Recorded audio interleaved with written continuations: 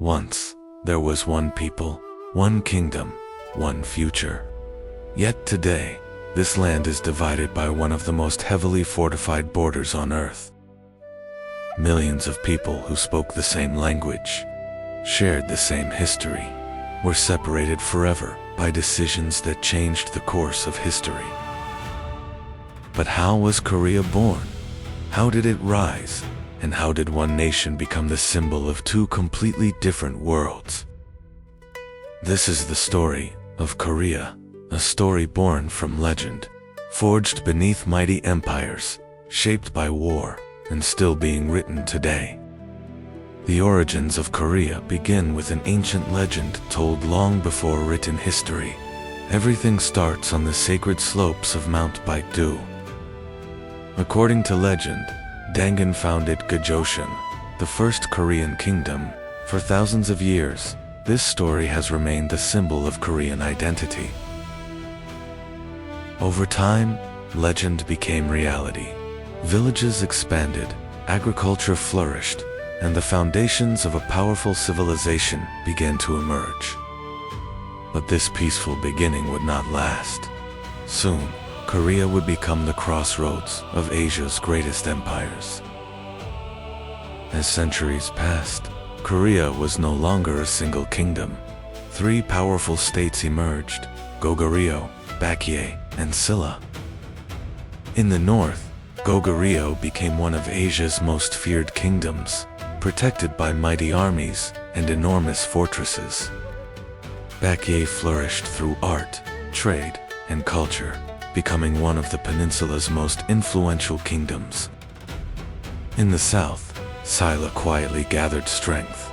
Soon, a war would begin that would change the destiny of all Korea forever. By the 7th century, Silla knew it could not defeat its rivals alone. It formed a historic alliance with China's mighty Tang Dynasty. After years of brutal warfare, Goryeo and Balhae fell one after another. It was one of the greatest struggles in Korean history.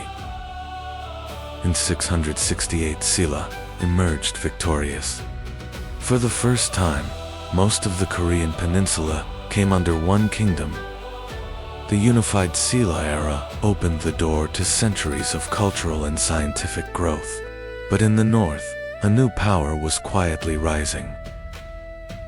While Silla ruled the south, a new kingdom emerged in the north. Its name was Balhae, determined to revive the legacy of Goryeo. Balhae quickly became one of East Asia's major powers with its strong army and vast territory.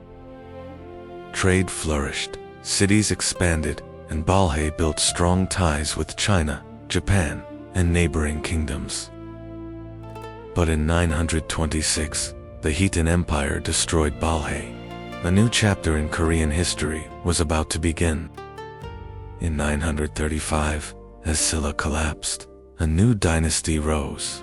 King Wangjeon founded the Goryeo kingdom and reunited Korea under one banner. During the Goryeo period, cities expanded, trade flourished, and science and art entered a golden age. One of Goryeo's greatest achievements was the Tripitaka Koreana, carved onto thousands of wooden printing blocks. It remains one of the world's greatest Buddhist treasures. But a new power was approaching from the east. The Mongol Empire was about to arrive at Korea's gates. In 1231, the world's most feared army entered Korea. The Mongols seemed unstoppable.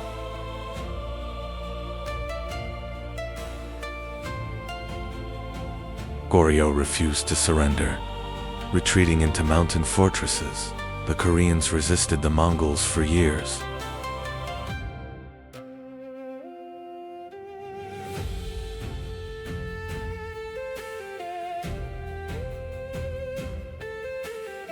The war lasted for decades.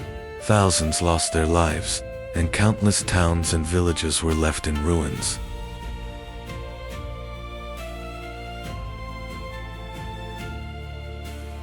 Eventually, Goryeo was forced to make peace. Korea preserved its kingdom, but for many years it remained under the influence of the Mongol Empire. By the late 14th century, Goryeo had grown weak. The famous General Yi Sun-sin made a bold decision that would change history forever. In 1392, Yi Sun-sin ascended the throne. Now known as King Taiyou, he officially founded the Joseon Dynasty. The capital was moved to Hanyang. Today, the world knows this city as Seoul. Joseon was more than a new dynasty. Built upon Confucian principles, it led Korea into one of the longest and most stable eras in its history. In the 15th century, the Joseon Dynasty was led by one of history's greatest rulers. His name was King Sejong. Sejong gathered the kingdom's greatest scholars. His dream was to create an alphabet that ordinary people could easily read and write. In 1443, the Hangul alphabet was created. Today, it is considered one of the world's most logical and scientific writing systems. Under King Sejong, not only writing, but also science, astronomy, and technology flourished. But Joseon's peace would soon be shattered by a devastating invasion from across the sea. In 1592, Japanese ruler Toyotomi Hideyoshi launched a massive invasion of Korea. His goal was not only Korea, but using it as a bridge to conquer China. The Japanese army advanced with incredible speed. Fortresses fell, cities burned, and the capital was captured within weeks. Just when all seemed lost, one man changed everything. Admiral Yi Sun-sin used his legendary turtle ships to destroy the Japanese fleet again and again. Victory at sea changed the course of the war. Joseon was saved from collapse, and one of Korea's greatest heroes was born. After centuries of stability, the Joseon Dynasty began to lose its strength. Corruption, heavy taxes, and political conflict slowly weakened the kingdom from within. At the same time, the world was changing. Western powers reached Asia with modern warships, while Japan rapidly industrialized. Korea was no longer struggling only with internal problems. China and Japan had entered an open rivalry for influence over the peninsula. As Joseon's final days approached, a decisive war became inevitable. China and Japan were about to clash over the future of Korea. In 1894, Korea became the battlefield of two great empires. China and Japan clashed for control of the Korean Peninsula. Japan's army had been transformed with modern weapons and disciplined troops. The Qing dynasty struggled to keep pace with this new style of warfare.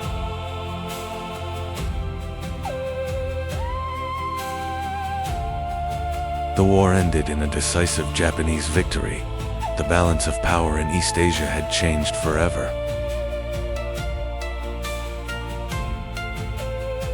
With China forced to withdraw, Korea stood alone. Japan had become the dominant power on the peninsula, marking the beginning of much darker times. In 1910, the inevitable happened. Japan officially annexed Korea, bringing centuries of Joseon rule to an end. Korea was no longer independent. Japanese colonial rule spread across every corner of the country.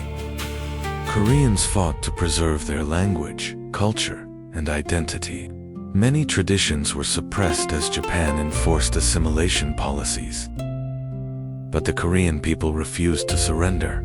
Underground resistance movements emerged, and the hope of independence quietly grew. On March 1, 1919, hundreds of thousands of Koreans filled the streets. They carried no weapons, only the dream of freedom. The peaceful demonstrations were met with brutal repression. Thousands were arrested, and many lost their lives. The resistance did not end. That same year, the Provisional Government of Korea was established in exile, taking the independence movement onto the world stage. Korea was still not free, but the flame of independence had become impossible to extinguish. Korea's story began with legend. It built mighty kingdoms, endured invasions, and preserved its identity through the centuries. But the most dramatic chapter of this ancient land was yet to begin. In the next episode, we will witness the events that shaped modern Korea forever.